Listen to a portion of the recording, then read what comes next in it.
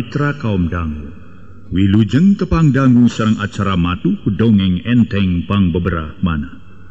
Mang Jaya sapara kanca baden raskeun hanca dongeng nuka tunda. Carios nyambung judulna Gobang Naga Sakti. Ieu dongeng para mitra karangan Bapak Tatang KS. Ayeuna nincak bagian kedua.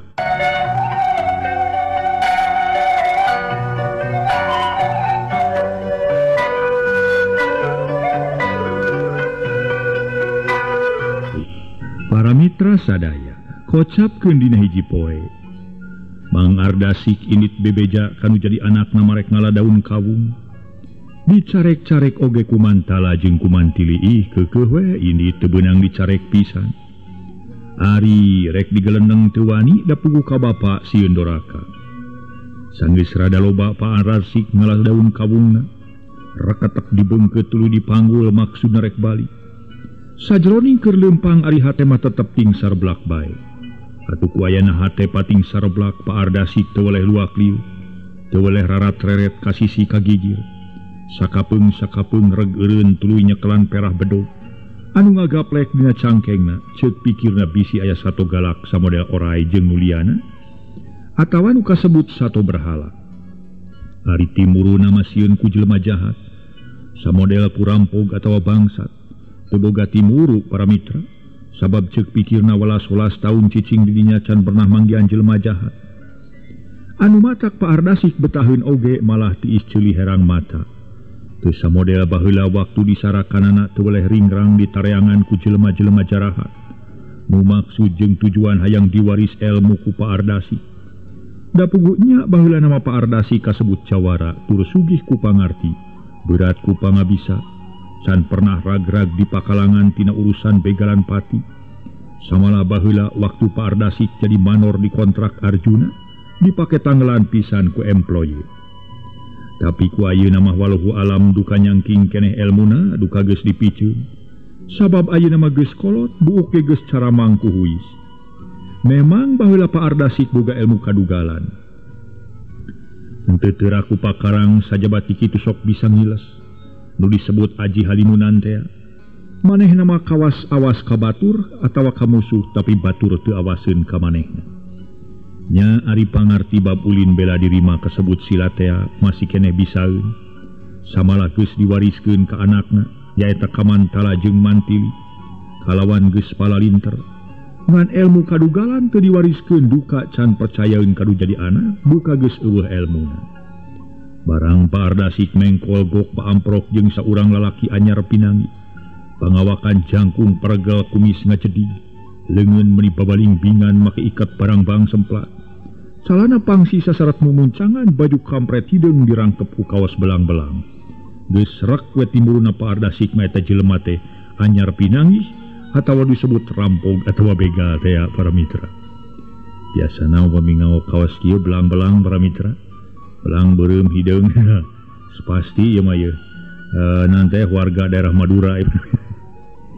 Harita Pak Ardasik jeung eta jalma nu paamprok teh ngadon silih pencerong beungeut siga nu silih tegeskeun kana rupa. Pok eta lalaki nanya leuwih ti heula sora badag ngumbang kana dergan. Saha ngaranna dika? Pokna bari teu leupas tina paneuteupna. Ari Andika saha? Pak Ardasik kala malik nanya atuh nu ditanya muncereng.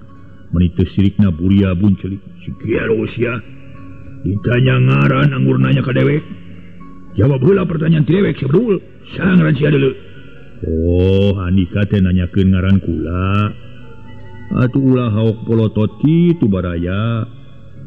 Ulah nepi ka kitu ulah jeung tipe polotot kitu aya tanyakeun mah. Matak naon sopan saeutik sabab Andika jelema kaula jelema pada boga harga diri kaula teh katelah mah awis. Pak Ardasik nyebutkeun ngaran awis. Balik sia ngomong teh ha. Kawas ditanya ku gelo we sia. Moanya ngaran sia jelema awis ha. Dina make jeung moanya sagala baraya. Ngaran jelema mah naon we nah sanajan madoh lege. Teu naon-naon da di ngaranan ku menjadi indung bapana. Inung bapa kaula nerangkeun yen kaula teh ngaranna awis. Oh, jadi sila ngaran awisnya? Nya, ari Andika saha jeung ti mana? sabab asanya pinangi jeung Andika teh. Pak Ardasik malik nanyakeun ngaran jeung padumukan. Ngaran kaula eueuh 2 eueuh 3 nu katelah Galuma. Pok nyebutkeun ngaran katelahna Galuma. Oh, jadi Galuma teh ngaran Andika? Heuh. Da mah Galuma ponok jeung tegeung. Haripangna Andika sumaba ka dieu aya perlu naon nah harek ngadon bubuara di dieu atawa aya nu dipaluruh ku Andika pangbangna datang ka ieu tempat teh. Nyaeta kaula teh jauh-jauh ditungtung. Jauh-jauh di jungjung anggang-anggang di teang. Jauh tirat di tataran Cabuaya. Rek aya nu ditearang di teangan saurang manusia nu ngaran si Ardasik. Nurutkeun beja pabeja-beja. Beja nu sumebar ka mana-mana. Ceuk beja nu ngaran Ardasik di tataran Cabuaya ngadon mabur ka dieu. Heuh ka Cicapati. Da kitu cing sugan dewek manggiraratan. Ti Andika kalawan Andika wawuh ka ngaran si Ardasik nu asal ti Rancabuaya. Cing. Di dieu mah eueuh nu ngaran Ardasik. Samalah eueuh deui nu bubara lintang ti kaula sorangan. Eta perluna aya naon Andika nyusul-nyusul ngaran Ardasik teh. Nah, Ardasik teh baraya Andika atawa sobat Andika. Pak Ardasik netep seukeut bari hate beuki tegarna. Geus tegwes sangkaan Pak Ardasik mah para mitra sadaya. Nyata jalma nu ngaran Galuma terek ngarah pati. Nu baheula ngakalakeun jeung batur-baturna tina alatan hayang ngagem elmu panemu ti Pak Ardasik. Atuh ku dasar boga timuru kadinya keur Pak Ardasik beuki caringcing page kancing. Saringsek page iket. Taki-taki geus masagi para mitra bisi aya siku si wulu-wulu ngaumu mau ngamuk gajah mata. Geus pasti manehanana kudu taki-taki. Kunaon Andika make ngahulang ha? Nah aya di dieu nu ngaran si Ardasik. Galuma timbul curiga. Ngahulang sotenan kaula mah lain nanyaho atawa di wewengkon ieu aya nu ngaran Ardasik. Ngan kaula keur nginget-nginget ngaran nu disebutkeun ku Andika bieu. Bisi kaula kungsi ngadenge ngaran Ardasik tapi yakin di dieu mah eueuh nu ngaran Ardasik ongkoh di wewengkon ieu lintang ti kaula sorangan. Eta naon perluna Andika nanyakeun ngaran Ardasik.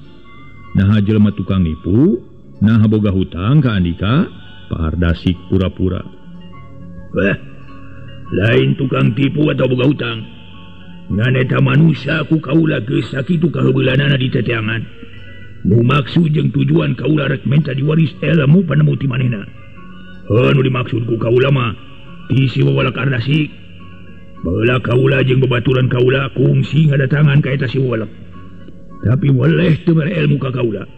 Batan mere malah ngejat ti gogobrogna kalawan anak pamajikanna digumung. Kaula ngadenge beja si Ardasik mabur ka tatar Cijapati. Ceuk Galuma terus terang yen manehna ngakalakeun Pak Ardasik. Ari Andika meni alah batan tibolon kamari sore make beunang katipu ku omongan batur atuh. Wah nu ngomong kitu nu ngaran si Ardasik. Puguh-puguh manehna ngaran Ardasik hayo majarkeun mabur ka dieu. Sedengkeun di dieu mah ceuk kaula ge eueuh deui jelema lintang di kaula sorangan. Eueuh nu ngaran Ardasik di dieu mah atuh. Wanipu sabun ngomong lagi si Ardasik mabur ka dieu. Lain kisah urang 2 urang malah 10 urang leuh. Hari Andika geus lila di dieu. Nya aya kurang leuwih 12 tahun manu matak. Kaula nyebutkeun eueuh deui batur ka jaba kaula sorangan. Temal Ardasik leng Galuma ngahuleng kalawan ngagerendeng jero dadana. Lakadalah boa ieu nu ngaran si Ardasik teh. Ngakukeun ngaran si Awi sabab ceuk manehna ngajerog di dieu geus aya kana 12 tauna. Bari eueuh sasaha deui lintang ti manehna sorangan. Cingan ku aing rek ditanya deui na boga anak henteu. Kitu gerentes hate Galuma. Jadi benernya di dieu eueuh di manusia lintang ti Andika sorangan? Nya lintang ti kaula we sorangan ti baheula age. Nu maca kaula mah teu apa ka ngaran si Ardasik. Bisi Andika teu percaya mah yen di dieu eueuh deui batur pek we teteangan satatar ieu. Temal Ardasik terus malik maksudna marek ngaleos balik. Ngan teu kungsi ngalengkah sabab Galuma nanya deui bari nyekelan kana leungeun. Pangkelanan. Hari Andika ka mana ieu teh? Nyarek balik ka panganyerkan kaula. Temal Ardasik malik deui malah mundur salengkah siga nu taki-taki.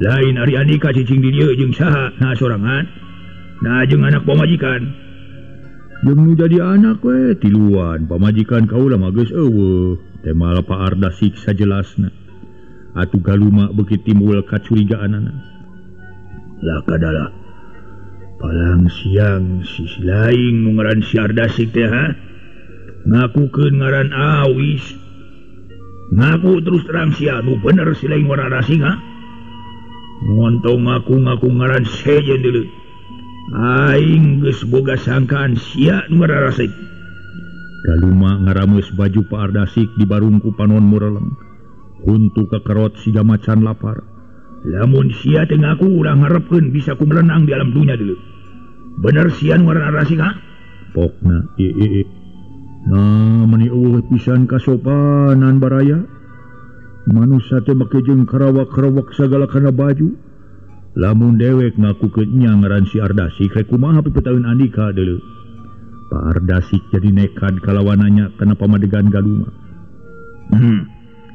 lamun bener sia ngaran si Ardasik bari jeung nyerek-nyerekeun ilmu ku kaula bakal diaku baraya saeutik umur tapi sabalikna lamun sia bener-bener si Ardasik ti ranca buaya bari rek bantangul moal nyerekeun ilmu panemu jampe pamake kadewek alamat ulu siapa pisah jeung awak deuleu tema galuma ngancam rek maragatkeun nyawa kekelanan nah gampang gitu megatkeun hulu jelema teh baraya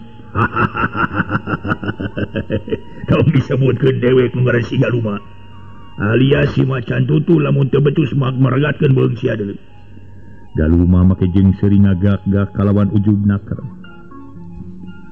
nyaan pinter pisan kana begatkeun beheung mah hari nyambungkeun deui beheung manusia bisa henteu baraya lamun sakira-kira teu bisa nyambungkeun deui beheung jelema montong rek megatkeun beheung jelema kudu samodel ahli bengkel mobil atau bengkel motor bisa ngabongkar bisa deui ngomekeun bisa nyambungkeun bisa deui nguruskeun ari saukur bisa megatkeun beheung manusia matong boroning Andika sanajan kaula ge moal burung bisa megatkeun beheung Andika deuleu setan sia bangka waras sia kurang ajar sia rek nyieun cumanta gagak kaula ha galuma nyerak di baju Pak Ardasik bari ti kakereket lain ge Pak Ardasik ruruntuk jawara ranca buaya ari kudu ngarempon ku geberakan kitu mah para mitra samara harita leungeun kenca galuma nuker nyerak ka meja teh sakilat ditepak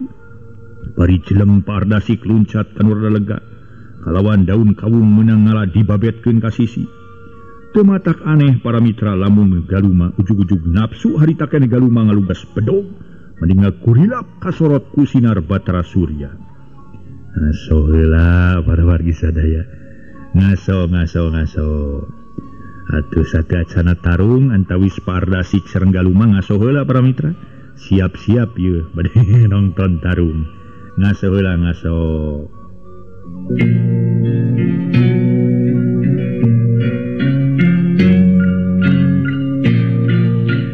para wargi sadaya teu matak aneh lamun segaluma ujug-ujug nafsu harita keneh galuma ngalugas bedogna mending ngagurilap kasorot ku Batara Surya wing bedog galuma disada tina bakating ku tarik-tarikna disabetkeun sabalikna keur Bah Ardasik teu cileureun manehna gentak ngareuneuh bareng jeung kitu bedog Bah Ardasik dipake nadah bedog galuma siap kunyai dua bedog biji lekemang seuneu ting buricak teu beda ti gandawesi ditekerkeun kana batu paneker kakara ku sakitu galuma geus boga kayakinan tetelan ukur bising hareupan teh Ardasik jalma nu sugih ku pangarti beunghar ku pangabisa atuh teu ipis ku kawani da buktina nadah serangan pihak lawan sakilat pisan ku dasar eta galuma leuwih iatna ati-ati dina nyerangna teh make jeung perhitungan jeleng galuma luncat ka beulah kenca bedog ngolebat ti gigir rek muar cangkeng dibarengan ku soranga gorowo ti ditu manganduri palara jadi lawan sentara balesur Bah Ardasik ngajaul mapakan tak-tak nu jadi lawan pugu galuma ngarasa seueul sabab bedogna ukur hasil nigas hiliwirna angin leutik teu wudu nafsuna galuma para mitra beuki ngagugudug amarah ngabulakir seuneu di banjur ku minyak bensin harita teh para wargi beungeut asemu geuneuh ka dia beusi atah beuleum Harita sanggeus Bah Ardasik napak deui kana lemah. Gentak Malik ngarobah posisi sedeng Galuma teu sabar. Manehna ngagorokeun congo bedog di lalempeng kana beuteung Bah Ardasik. Da puguh Bah Ardasik lain jalma nu sangsara ku pangabisa, nu sepi ku pangarti. Geus kajuri tujuan nu jadi lawan ari suruntul congo bedog geus nampu. Ari gilak Bah Ardasik rikat ngadoyongkeun awakna geblos congo bedog nyamos ukur niruk hiliwirna angin samalah Galuma rada nyolonton. Barang Galuma rek Malik deui rikat Bah Ardasik ngacorelat ka beulah kenca srod suku sabelah ngangsod. Barang jeung kitu Bah Ardasik nyebrehkeun gerakan pancul nunyel. Pancuh nunyel para mitra. Siku kenca asup notog kana hulu angen harita keneh tek. Cenah sanajan teu pati tarik oge kadenge Galuma rada ngaharekeng semu seueur nyaan Bah Ardasik nafsu jeung gede wawanen. Harita Bah Ardasik nyusul tepus rek ngirimkeun gempuran tugar gunung nu diincer dada nu jadi lawan. Yuk gila celeng Galuma ku waktu rikat ngejat. Para mitra barakatak seuri menisuka. Notog nganaon sia pereup sia teh aki-aki bopeking deuleu. Notog rametuk sia. Make perhitungan atuh rek ngahanca lawan teh ulah jam 11 we. Lebar ku tanaga sia deuleu. Panari geus kitu mah seueul kana hate deuleu nya. Meungeus sia. Ayeuna montong dituluykeun Jojo patutunggalan deui. Ulah nyar-nyar picilaka deuleu leuwih hade geura wariskeun ilmu sia ka dewek. Jeung isim tina handala macan teh deuleu. Nu sanyana dewek teh teu tega ari kudu nganyat sadan raga sia mah. Tadi gelain butuh ku nyawa sia. Butuh nu dicaritakeun bieu nyaeta kalimah kadugalan jeung isim deuleu. Ceuk ka Galuma nada-nadana ngahampas ka Bah Ardasik.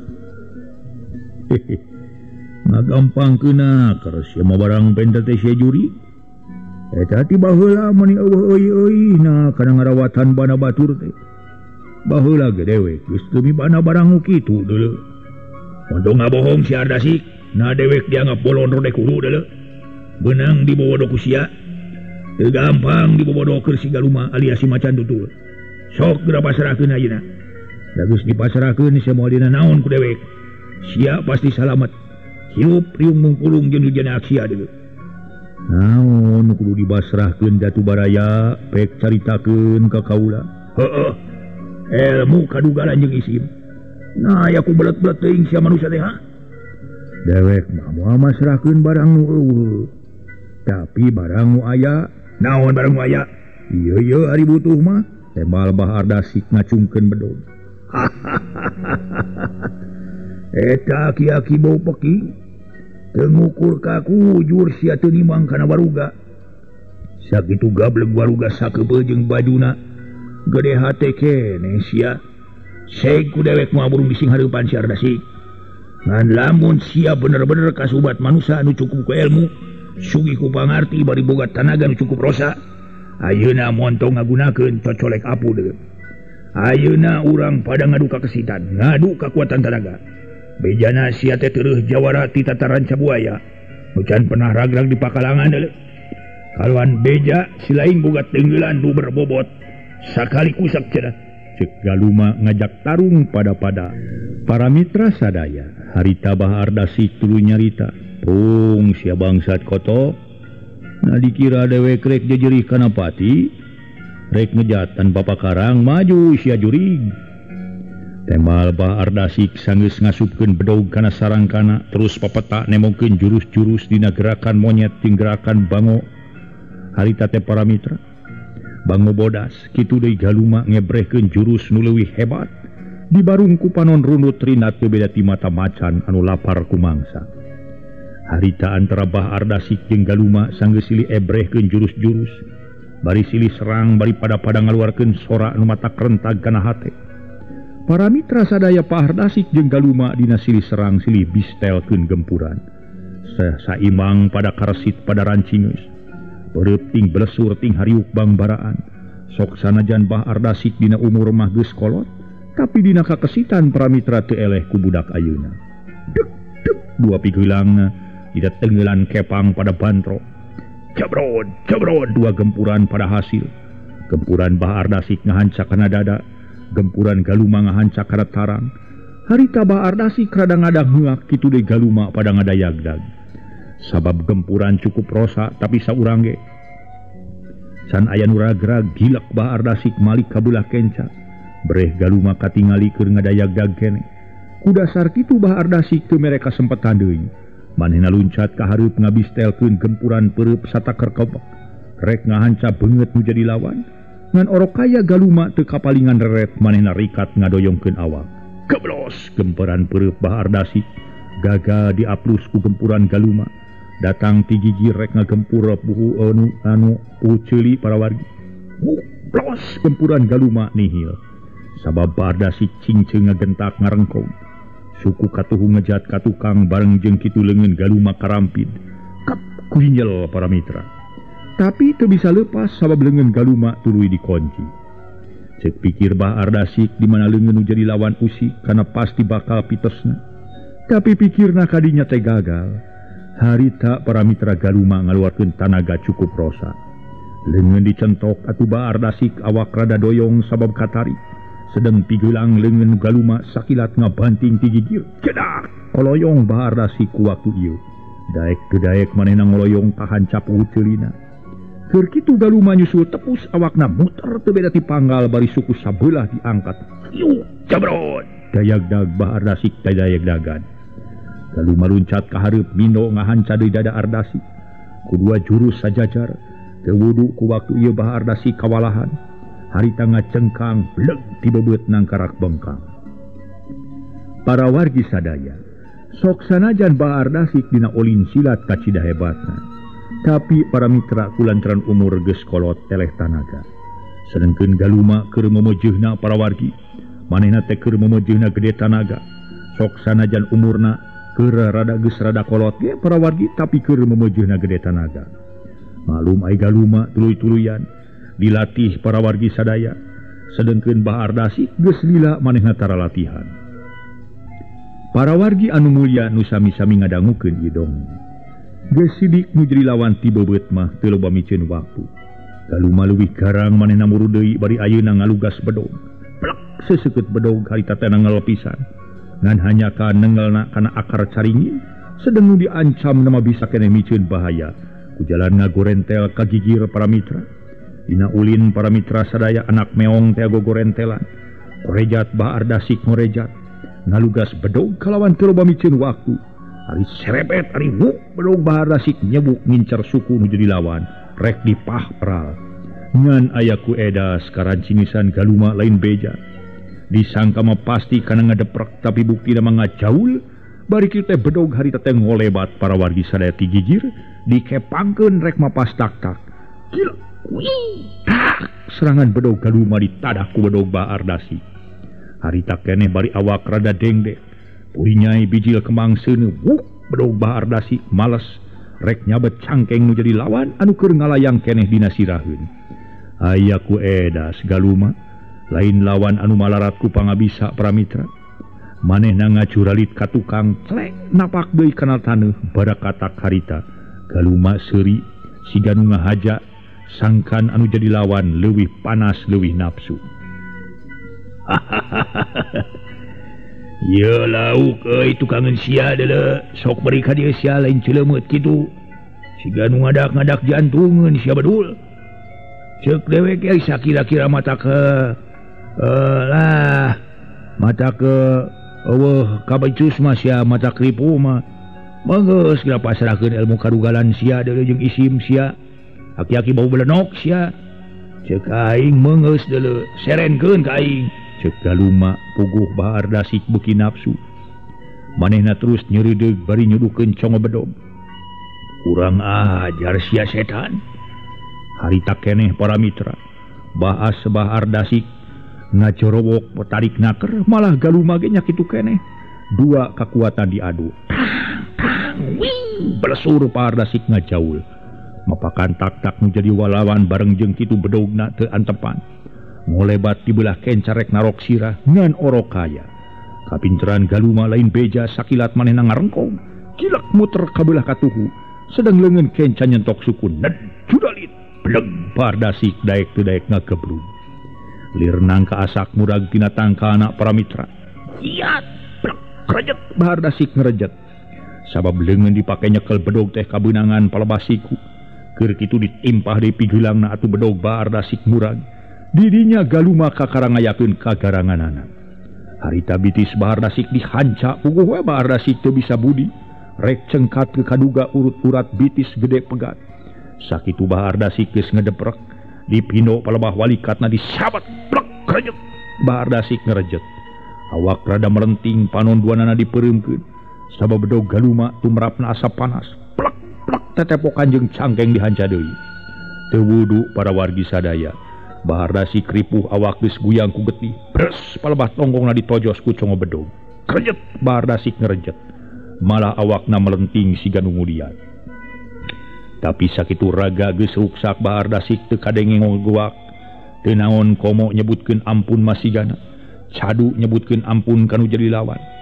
Memang baheula para mitra baar dasik kasebut jawara nu sepi ku tanding sudah kulawan waktu manehna keur aya keneh di sarakanana tayalian di ranca buaya.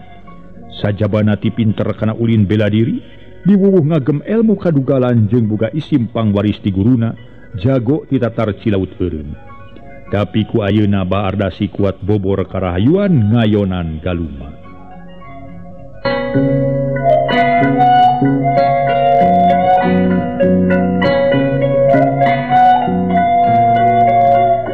Para wargi sadaya, padahal malamun dibandingkeun jeung pangartina baar dasik mah para mitra, galuma teh jauh nganyaki tu kasebut ge manusia eueuh nu jago bari hirupna para mitra.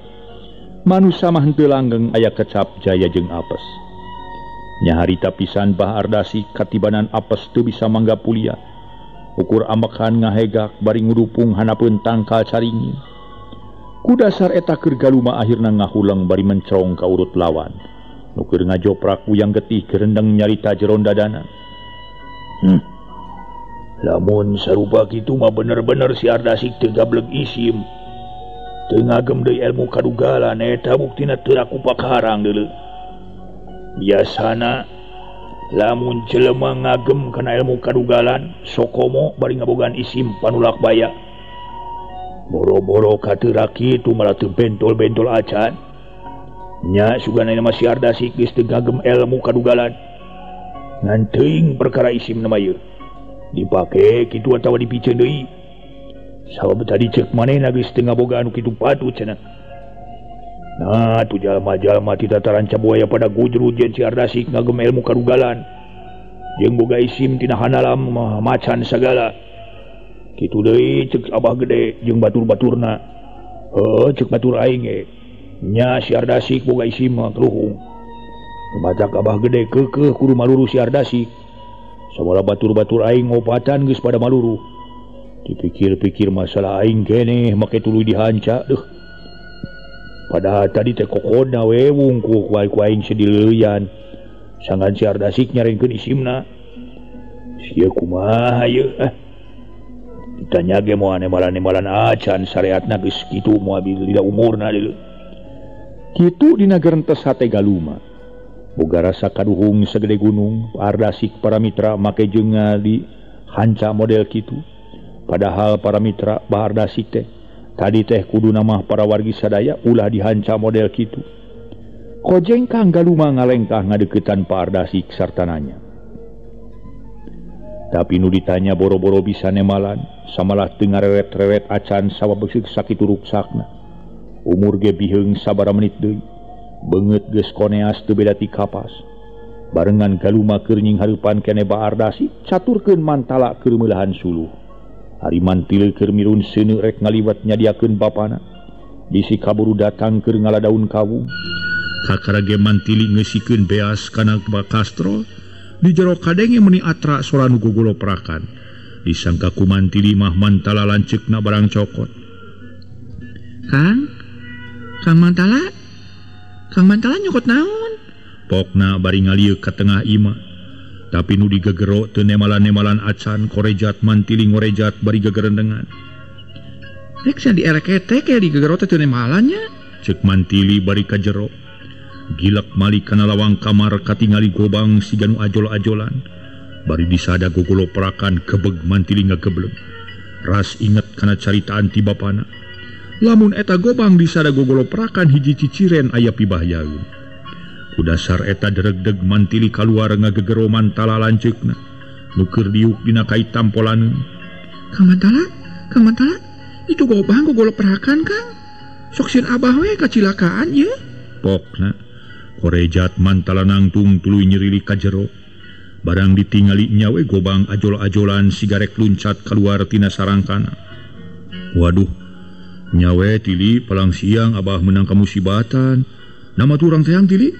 Cek Mantala gesrak boga timuru kanu jadi bapana. Harita Mantala nyokot gobang sarta talina disolendangkeun. Da disoren malin soren-soreneun da pugu panjang. Ongkoh ku bapana lamun mawa gobang kudu dituna dina tonggong. Harita kene Mantala jeung mantili adi lanceuk sakembaran. Harinit mantili mawa hoe talaga sagede pigelang leungeun budak. Panjangna kira-kira 70 cm. Dina congona dibabandulan ku akar kai kaboa jeung semu hideung. Eta ge panimuhanapeun tangka kiara gede nyelap dina akar. Nyaan bejana kanu jadi bapa teh. Apunten nyaan belana kanu jadi bapa teh. Mantala jeung mantili kukurubutan. Demikirkeun sieun ku oray atawa pusing siridan. Terus ngasrak harita neangan anu jadi bapa. Bari ting corobok ngagegero bapana. Tapi waleh eueuh nemalan acan.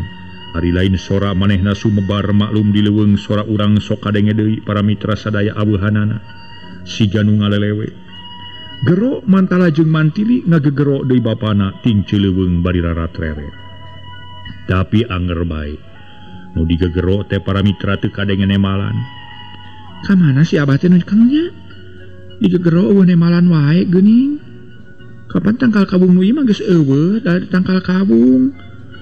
Tapi sok sieun diroga halawe ku sato leuweung Kang. Mangkaning mangkukna tili kungsi ningali aya 2 ajang. Cek mantili beuki hariwangeun para wargi. Kanu jadi bapa sok sieun diroga hala ku sato galak. Da ari aya nu nganiaya ku jelema jahat mah para mitra teu boga timuru sabab saumur-umur.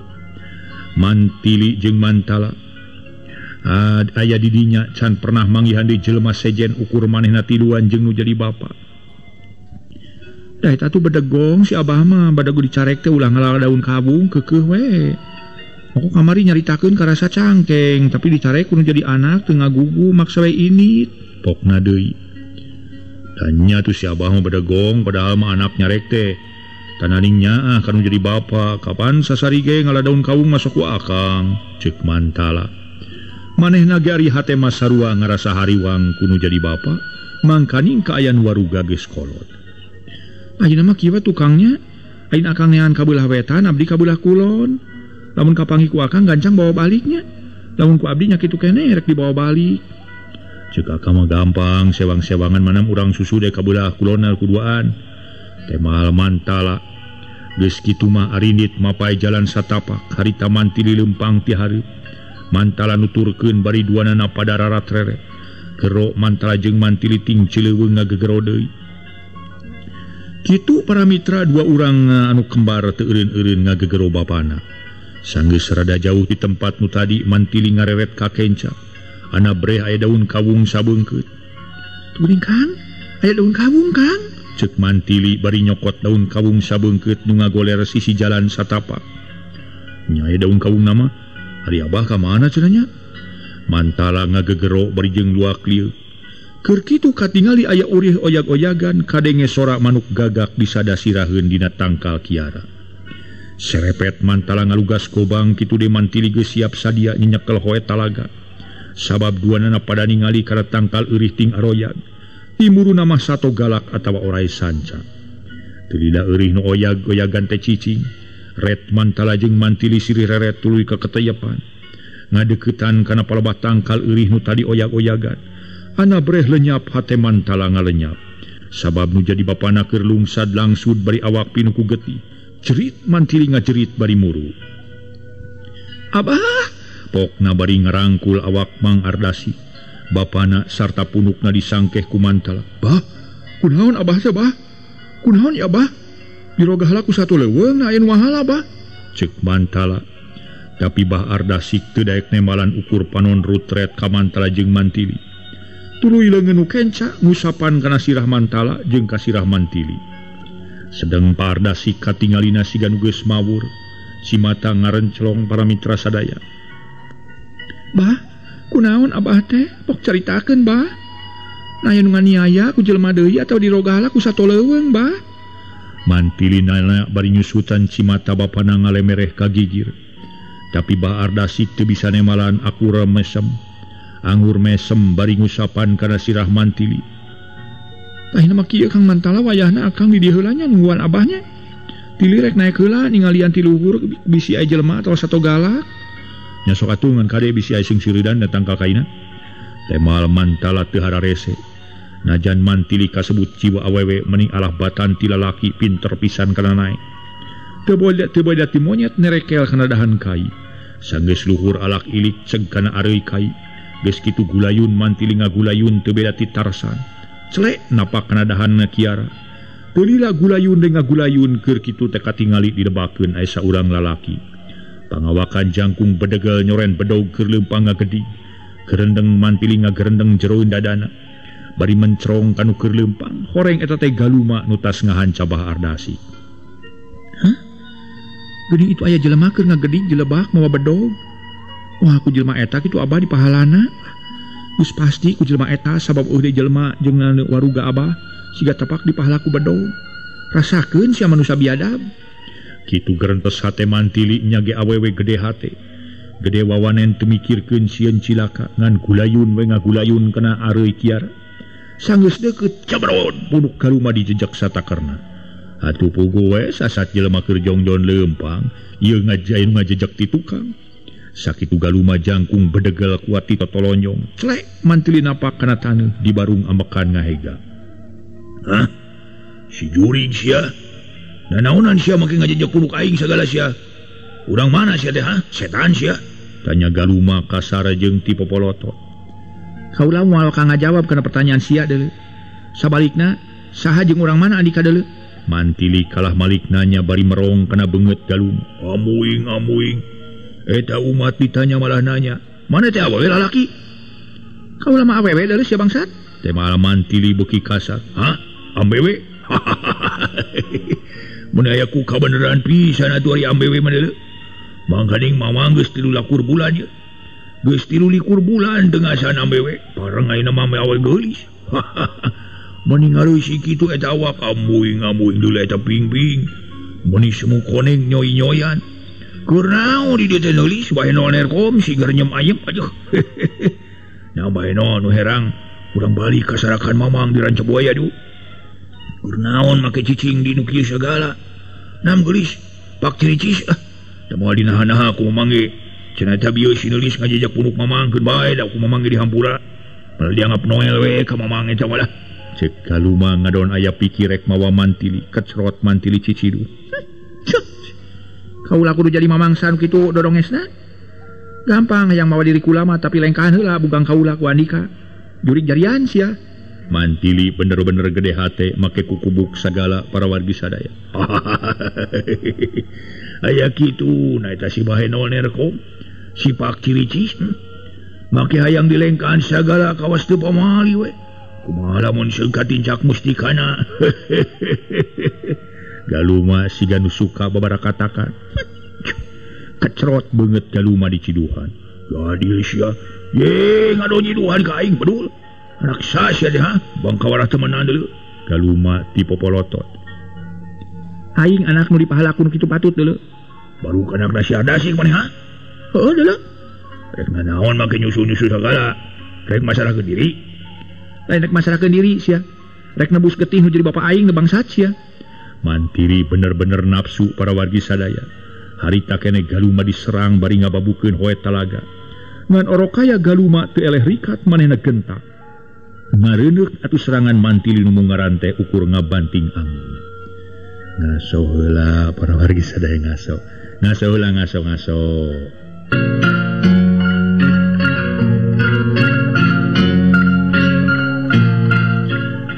Para wargi sadaya, Mantili bener-bener nafsuna harita keneh galuma diserang bari ngababukeun hoe talaga.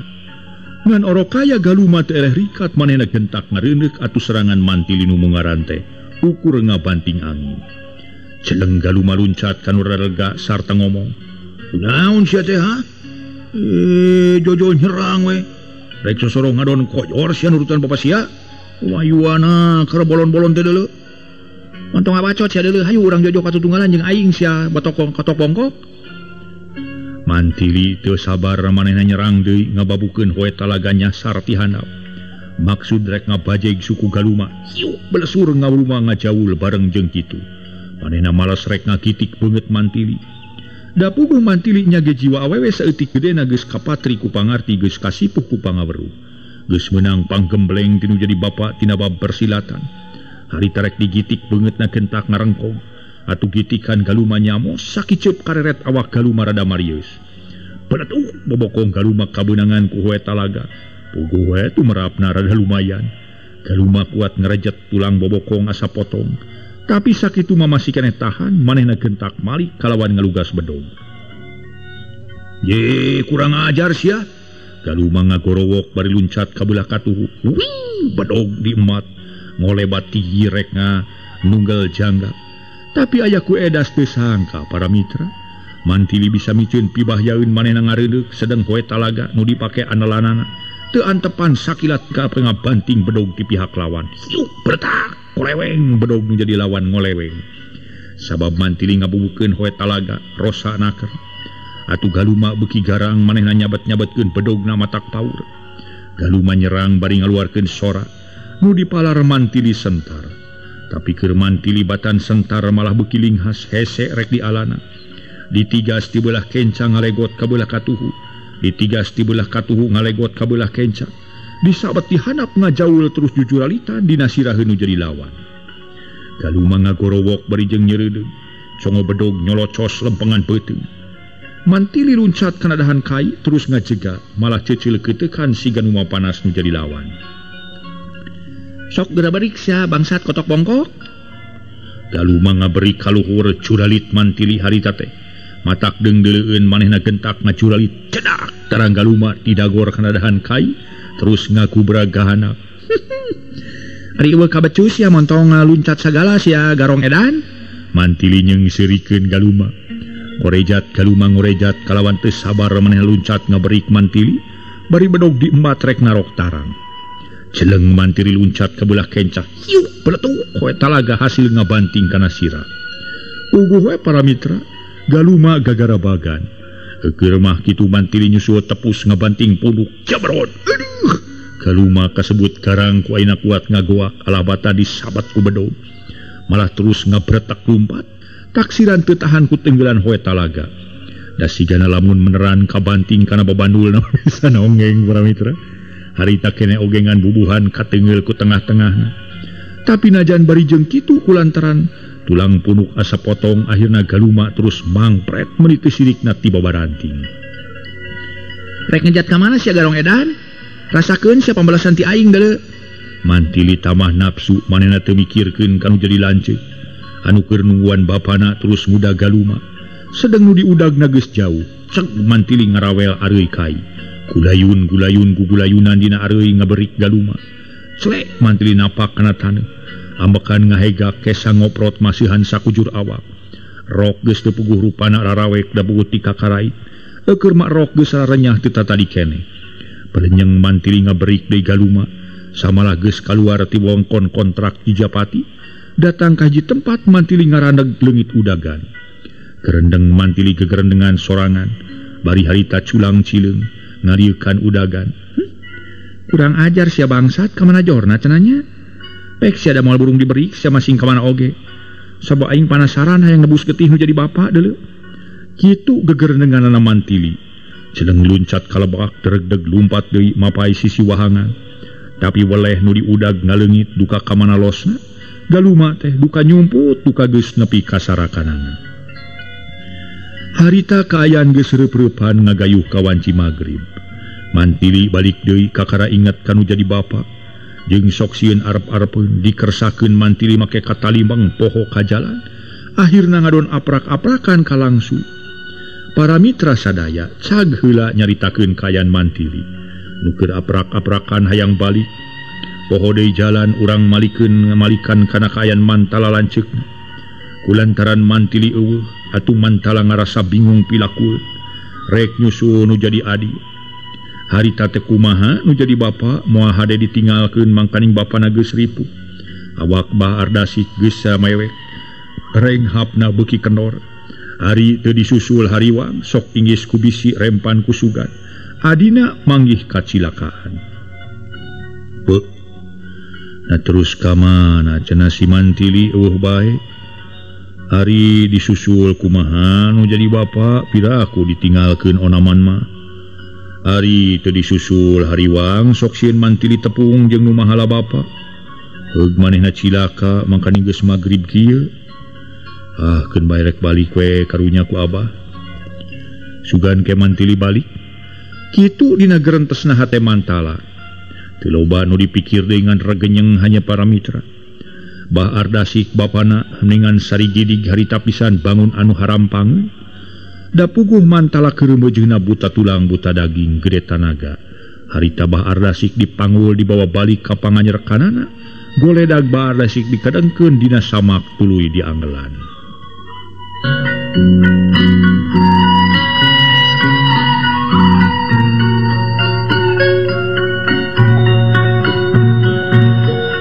Harita mantala nyarita. Bah cing caritakeun kunaon Abah teh Bah? Nah aya nu mahala atawa dirogahala ku sato leuweung sok caritakeun Bah. Okna bari neuteub kana beungeut Bah Ardasik. Tapi boleh Bah Ardasik teu bisa nyarita ukur panon we gular giler siga aya nu direretan. Ret ka mantala tuluy neuteub tapi geus eueuh sinaran. Teu kungsi memenitan ceklek Bah Ardasik ngaleupaskeun nyawa panonna. Rada mureleng gero mantala ngagero. Abah gabrug mantala ngarangkul kana awak Bah Ardasik. Bapana nu geus ngabanusan para mitra. Atuh mantala ngagukuk ceurik bari Abah hampura mantala Abah. Nah Abah teu tega ninggalkeun tala jeung tili Abah. Mantala teu beda ti jiwa awewe terus ngagukuk. Sedek mantili sakitu geus poek oge. Eueuh we balik atuh hate mantala beuki tagibur. Mana nu jadi bapa nepi ka hanteuna, mana nu jadi adi teu embol-embol. Korejat mantala ngorejat terus nyirili kaluar datang kaluar cocorwokan ngageroan mantili adina. Tapi para mitra weleh eueuh nu nemalan pisan. Kalacat mantala ungah deui gek diuk gigireun layon bapana.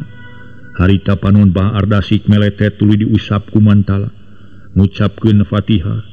Geus diusap mah panon Bah Ardasik peureum terus dirungkupan ku samping sarung. Ukur katutupan sapotong kaluhurna. Geus nyedak ka peuting mantili eueuh we balik-balik. Bekililah hate mantala asa ting sarblak inggis adina manggih kacilakaan. Sakapeung hate mantala ngarasa hanyakal sabab bapana teu bisa cacarita pisan. Ngan mantala geus boga timuru pasti. Bapana aya nu nganiaya ku jelema jahat kasebut rampong. Teu kacaturkeun kayan dina mangsa peuting harita caturkeun isukna rebun-rebun keneh. Mantala ngadekluk nyiar kuburan sorangan. Sanggeus cukup cero regenyeng layon dipayang ku sorangan. Nu teu dimandian heulangan brus we dikubur. Bari sajeroning keur ngurugan layon ari cimata mah teu bisa ditahan. Ting kareclak. Beres ngubur kalacat mantala ungah ka imah nyokot gobang. Tuluy disolenangkeun jut turun deui nyampeurkeun kana kuburan bapana. Abah sakali deui hampura Abah mantala. Itu de mantili ku Abah kudu dihampura. Mudah-mudahan Abah ditarima iman Islamna. Dihampura tina sagala rupa perdosa-perdosaan Abah nu gede nu leutik. Ayeuna mantala rek ninggalkeun ieu tempat bari neangan mantili. Ceuk mantala tuluy ngawurkeun kemang sapatu jeung kemang malati meunang ngala pipireun iman. Kuniang mantala hudang tuluy ngaleos. Kira-kira 10 meter jauhna gilak mantala ngalieu. Neuteub kana kuburan hate ngahlas campur panas. Ngahlas keras kanu nasib nu jadi bapa. Ari panas kanu nganiaya bapana geus kitu mantala kebat init maksudna rek neangan nu jadi adi. Para wargi anu mulya nu sami-sami ngadangukeun ieu dongeng. Saha nu teu ngarakaca hate? Saha nu teu ngahlas? Mana nu jadi bapa ninggalkeun mulang ka alam barjah ku kaketelengesan hiji jalma. Anu malarat kuda dasar di kamanusaan. Nu sepi tina ngaji diri geus puguh anu jadi indung nu pangheulana ningalkeun. Pasti antara bapa jeung indung moal bisa tepung deui da puguh geus pindah alam. Mana nu jadi adi eueuh alatan ngudag nu nganiaya bapana. Akhirna keur mantala jadi kadalon-dalon sangsara balangsak neneangan nu dipikadeudeuh tayalian mantili. Sabalikna keur mantili baki ceurik balilihan, rek balik deui ka panganjerkan teu apa jalan malah tuluy kalangsu. Sedang batin mah teu bisa dipapalerkeun. Ingat kanu jadi bapa nu waluhu alam kumaha nasibna. Ras kanu jadi lanceuk sakitunya ahna. Akhirna antara mantala jeung mantili papisah. Kumaha atuh nasib dua insan sakembaran? Na baris patepung deui, di mana ku waktu ieu mantala jeung mantili ayana? Cag urang tunda heula para mitra. Urang teundeun dihandeuleum sieum, urang tunda dihanjuang siang para ginyokot ningalkeun. Mangsa datang sampur deui kumaha lalampahan mantala dina sajeroning neangan jadi adi. Teu karasa waktu nyarelek beak poe beak minggu, bulan kahiji geus kaliwat kaganti ku bulan kadua. Kitu jeung kitu majuna waktu nu kacaturkeun dua insan sakembaran. Antara mantala jeung mantili papisah geus ampir 2 tahun. Kacaturkeun di hiji pakampungan sisi pasir aya hiji imah panggung hateupna ku eurih campur inju. Bilikna cararang geus ngaharelo bari eta imah, nengang jauh ka tatangga malah kalingkung ku rupa-rupa tatangkalan. Lebakeunan aya tampian caina ngocor tina pancuran awi, meningakeun nyas herang. Sedeng anu ngeusianana eta imah nengang teh nini-nini jeung aki-aki geus ampir nyedak ka parikun. Bari geus teu sanak teu kadang, tapi sanajan geus sakitu karolotna ge masih keneh jarag-jag, malah kuat keneh makaya. Dina hiji poe para mitra, kira-kira pukul 6 isuk-isuk, saurang aki-aki ngabelengkong sideang di dapur. Ari pamajikan ngoloyong ka jero rek nyokot teko jeung batok paragi salakina nginum. Tapi teu tulus nyokot batok jeung tekona, diselang heula rek sasapu ditepas. Samalah harita mamawa sapu nyere. Kudu terak sinini ngalaan tulak panto. Ana brai kebeg sinini ngakebeg. Sabab ditepas nyampak aya nu ngarengko nongongan. Pakaian rarawe katemong pingping buukna ngarumai panjang jeung meles ngabang bara.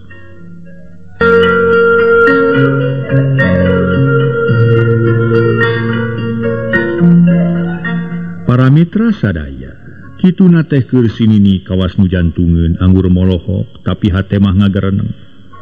Amuing, nasaha cenah jelema nu ngadon ngarengkol di dieu pas teh.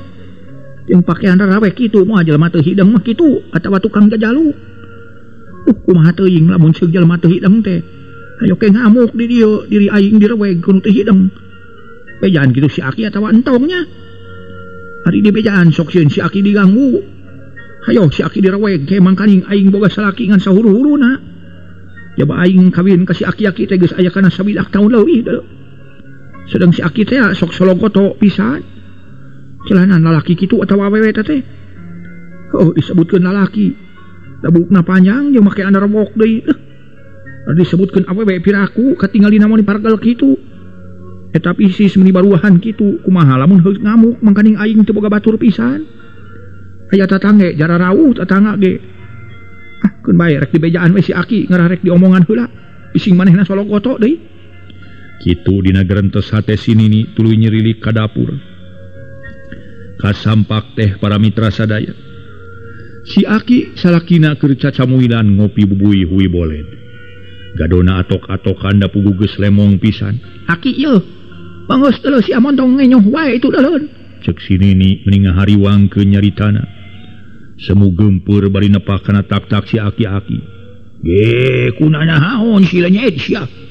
Kakaram ngakan bubui boled sia na sieun teu diagehan ku aing deuleu. Si Aki malah amek. Samarukna sinini nyarek ulah barang dahar. Lain sieun teu diagehan si Aki-aki itu leuleuh ditepas aya anu ngarengkol. Gancang tempo si aku nyane. Ngan omat ulah sologoto bising jelema teu hideng. Ya heueuh si ibu boleh basok hideng. Mana sina dikulup dasar si lenyet sia. Ye sugan Aki-aki si burung sia teh nya aya ku saliwang ka bina-bina teuing kegebir teh. Itu deuleuh anu ngarengkol ditepas. Ceuk bisinini nyarita tari. Hah? Kumaha? Panglenge aya nu ngarengkol? Heueuh aya nu ngarengkol deuleuh. Di mana sia ini? Itu udah ditepas gancang temboh lakunya nih. Anu ulah Sologoto bising jelema teu sideng heugna ke diraweg deuleu. Gancang si aki-aki bising ngamu. Cek si Nini pangrasana mah ngangenyang leungeun si Aki. Padahal ngenyang kolor calana atuh calana si Aki ngaleleke hampir ka porosotan. Ngan hadena we dicekelan.